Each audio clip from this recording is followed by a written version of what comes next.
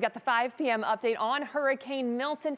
It is back up to a Category 5 storm. Those sustained winds now measured right around the eye wall at 165 miles per hour. About 157 is that cutoff to make it a Category 5. So this is back up to a Category 5 storm until still taking aim in a big way at much of Florida. So the expectation over the next 48 hours or so is that this is going to continue to head towards Florida.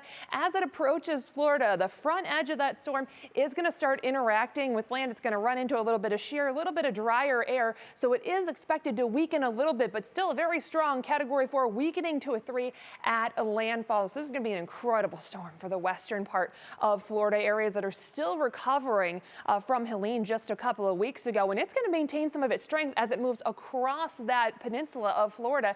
And even eastern areas of Florida are going to see some hurricane-like impacts from this storm. So Wednesday into Thursday, a lot of Florida really under the gun. This is the expected hurricane force winds. This is going to be moving over basically the entire part of that Florida peninsula Wednesday night and into Thursday. There's really nowhere that's clear as far as that wind is concerned, except maybe the western panhandle. That eventually moves out, but it's going to leave a lot of damage. We've got a lot of debris that's still left over from Helene, and all of that is going to just cause even more issues. Storm surge also going to be an issue. Storm surge of 10 to 15 feet going to be possible for areas of Tampa Bay, Clearwater, St. Pete, all the way down through Venice, even up to a foot down towards the Fort Myers area. So really areas that do not need this.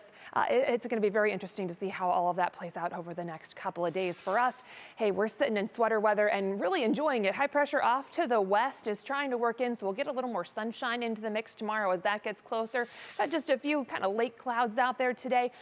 Nice and sunny though as we get into the evening for most locations. 65 degrees.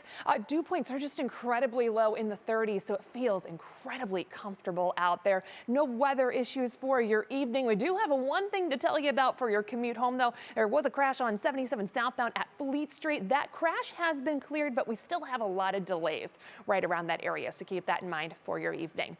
Just some passing clouds tonight. Temperatures drop back into the 40s. A little cool first thing tomorrow morning. Make it into the low 60s into the afternoon. National Design Mart hour-by-hour forecast. We'll get more of that sunshine in the mix on Thursday. Passing clouds, one more day in the lower 60s, and then with that Union Home Mortgage 7-day outlook, we're back into the 70s briefly on Friday. We'll hold off on rain potential until next week.